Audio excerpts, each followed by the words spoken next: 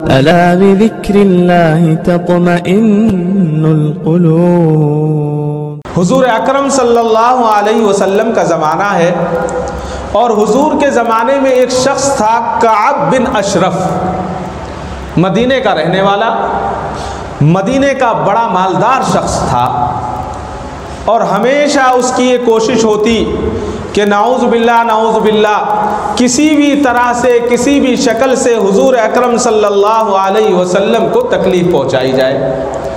اور مکے کے جو مشرکین تھے، بالخصوص قریش جو تھے، ان کو وہ بار بار اکساتا تھا اور اچھالتا تھا کہ کسی طرح سے تم حضور اکرم صلی اللہ علیہ وسلم کے خلاف سازشیں کرو اور نعوذ باللہ آپ کو شہید کر دو۔ ایک مرتبہ کعب بن اشرف نے حضور اکرم صلی اللہ علیہ وسلم کی دعوت کی اور حضور کی دعوت پر آپ کو بلوایا، اور اس نے ایک پلان یہ بنایا کہ نعوذ باللہ حضور اکرم صلی اللہ علیہ وسلم کو شہید کر دیا جائے۔ حضور اکرم صلی اللہ علیہ وسلم ابھی پہنچے بھی نہیں تھے، وہاں پورا پروگرام تیار تھا، تو حضرت سیدنا جبرائیل علیہ السلام تشریف لائے، اور حضرت سیدنا جبرائیل علیہ السلام نے بتایا کہ نعوذ باللہ ان کا یہ خیال ہے آپ کے تعلق سے، لہٰذا آپ تشریف نہ لے جائیں۔ آقائے مدنی صلی اللہ علیہ وسلم تشریف نہیں لے گئے اور اس کا سارا پروگرام خراب ہو گیا۔ یعنی کوئی کوشش، کوئی وقت ایسا نہیں ہوتا تھا کہ جو وہ حضور کو تکلیف نہ پہنچانا چاہتا ہو۔ کعب بن اشرف کی جب یہ تکلیف حد سے زیادہ بڑھ گئی تو حضور اکرم صلی اللہ علیہ وسلم نے فرمایا کوئی ہے جو اس کو قتل کر دے، اس لیے کہ وہ اللہ اور اس کے رسول کی شان میں ہمیشہ گستاخی کرتا ہے۔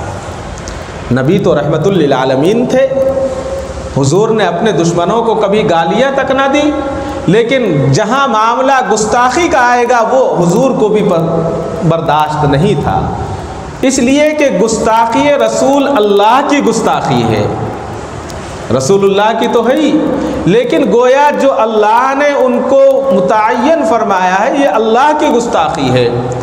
تو حضور اکرم صلی اللہ علیہ وسلم کے ایک صحابی جو آنکھوں سے اندھے تھے، اب آپ کہیں گے کہ اندھا صحابی جس کو آنکھوں سے دکھتا نہیں ہے وہ کیا کر سکتا ہے؟ ہم کہتے ہیں ہم کیا کر سکتے ہیں، ہمارے ہاتھ میں تو کچھ نہیں ہے، ہمیں تو دکھتا ہی نہیں ہے، ہم کیا کریں گے؟ لیکن جب ایمان مضبوط ہوتا ہے تو یہ ہوتا ہے۔ محمد بن مسلمہ کعب بن اشرف کے بھانجے تھے، لیکن صحابی رسول اور نابینا تھے، تاریخ میں لکھا ہے کہ وہ نابینا تھے۔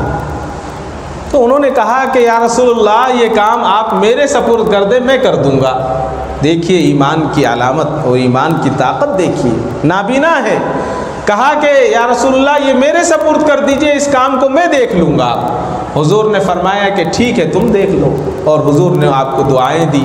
اس کے بعد محمد بن مسلمہ رضی اللہ تعالیٰ عنہ کعب بن اشرف کے پاس گئے، اور کعب بن اشرف کے پاس جا کر کہا کہ مجھے کچھ قرض دے دو، اس لیے کہ مجھے وہ قرض محمد عربی صلی اللہ علیہ وسلم کو دینا ہے۔ اس نے کہا کہ اچھا تم اس سے قرض بھی لے رہے ہو، تمہیں معلوم نہیں ہے میں قرض تو تمہیں دے دوں گا، لیکن اس محمد کو نعوذ باللہ اتنا پریشان کروں گا کہ تاریخ یاد رکھے گی۔ انہوں نے کہا کہ ٹھیک ہے آپ مجھے قرض دے دو اور میں قرض بعد میں لوٹا دوں گا، جو بھی کچھ قرض مانگا ہوگا۔ کعب بن اشرف نے کہا کہ قرض تو دے دوں گا لیکن اس کے بدلے کچھ دینا پڑے گا، یعنی گروی رکھنا پڑے گا۔ کہا کہ میرے پاس کچھ نہیں ہے، کیا گروی رکھوں؟ کہنے لگے کہ آپ ایسا کرو اپنی بیوی کو میرے پاس گروی رکھ دو۔ محمد بن مسلمہ نے کہا کہ یہ نہیں ہو سکتا، میں اپنی بیوی کو گروی نہیں رکھ سکتا۔ کہا کہ بیٹوں کو گروی رکھ دو، انہوں نے کہا یہ بھی نہیں ہو سکتا۔ کہا کہ پھر ایسا کیا ہے تمہارے پاس جو تم گروی رکھ سکتے ہو؟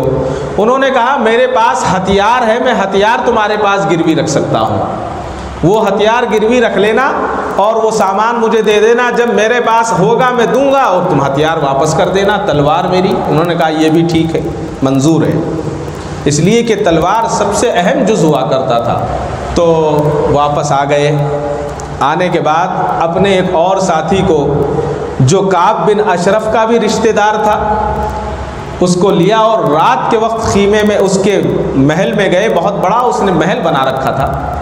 جا کر اس کو آواز دی کہ کعب دروازہ کھولو. رات کا وقت تھا.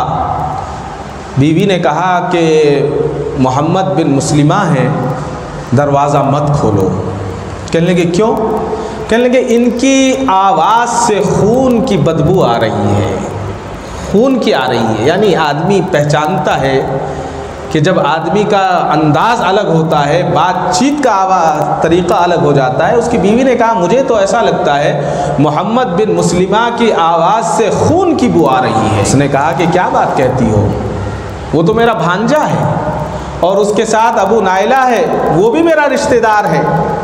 ادھر حضرت محمد بن مسلمہ رضی اللہ تعالیٰ عنہ نے اپنے دونوں ساتھیوں کو ساتھ لیا, اس لیے کہ نابینا تھے, اور کہا کہ میں اس کو جانے کے بعد مکمل اپنے قبضے میں کر لوں گا, اور جب اس کو اپنے قبضے میں کر لوں گا اور میں اشارہ کروں گا اور تم سمجھ جانا, اس کی گردن اتار دینا. جب وہ چادر اوڑھ کر باہر نکلا, کعب بن اشرف محمد بن مسلمہ نے کہا اے کعب, بڑی اچھی خوشبو آ رہی ہے. اس لیے کہ اس نے عطر لگا رکھا تھا اور برائیوں کا رسیہ تھا. تو کعب بن اشرف نے کہا تم جانتے نہیں ہو, تمہیں معلوم نہیں ہے کہ دنیا کی سب سے بہترین خوشبو میرے پاس ہے. تو ساری خوشبو میں لگاتا ہوں اور میری ساری راتیں عورتوں کے ساتھ گزرتی ہیں, اور وہ عورتیں جن کی کوئی حسن کا نظیر نہیں ہے. محمد بن مسلمہ نے کہا کہ اچھا. اندر آ گئے اور کہنے لگے کہ اتنی اچھی خوشبو ہے, کیا مجھے سونگھنے کی اجازت ہے؟ اب آدمی جب جھاڑ پہ چڑھتا ہے تو بہت چڑھ جاتا ہے. خوش ہو گیا کہ ہاں دیکھیے میری عطر کی خوشبو کی اتنی تعریف. کہنے لگے ہاں محمد بن مسلمہ سونگھ لو. اس کو تو اندازہ ہی نہیں تھا کہ ایک نابینا تیری گردن لے جائے گا. اس کو کیا معلوم کہ ایمان کی طاقت کیا ہوتی ہے. محمد بن مسلمہ نے اس کے سر کے بال پکڑے اور اس کو سونگا. کہا کہ واقعی خوشبو بڑی اچھی ہے, عطر بہت اچھا ہے. اور کہنے کے بعد چھوڑ دیا اور اپنے ساتھیوں سے کہا کہ تم بھی سونگ لو. انہوں نے بھی سونگا. اس کے بعد چھوڑ دیا. پھر محمد بن مسلمہ نے کہا کہ کعب بن اشرف ایک مرتبہ اور سونگ لوں؟ کہا کہ ہاں اور سونگ لو. اس لیے کہ وہ شیطان نے اس کے نفس کو اور موٹا کر دیا تھا.